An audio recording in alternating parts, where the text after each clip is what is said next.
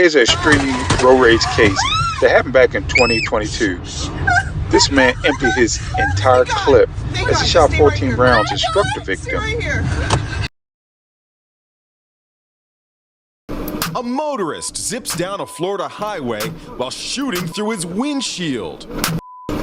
Shards of glass fly as his passenger freaks out. The shooter, identified as Marco Mazzetta, says he was defending himself in a wild case of road rage. Moments earlier, he says he brake-checked another driver in a Nissan he thought was tailgating him, causing the other driver to bump him from behind. This is simply crazy. This is called bumping. The Nissan then speeds around Mazzetta's truck, and when you blow up the video, it looks like he has a gun. Mazzetta then pulls his gun from his waistband and starts shooting.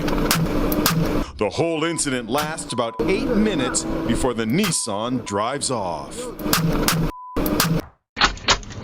This is one of the craziest This chilling video made national headlines. See. The man firing out the window, Eric Popper, faced charges including aggravated assault with a deadly weapon.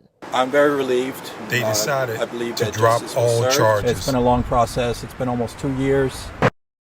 That's the video I that tried has gone searching viral for on Twitter, an on update Facebook, and of course on on our this website, case. Couldn't find it anywhere. www.tailgating.com. The most shares of This any is story today, and it was shot right here in almost Buffalo on the 10-year-old 190 video. near the Clinton Street exit. But today, But the points are we're the seeing same. the driver's face for the very first time. Now, this is 46-year-old James Wolfley.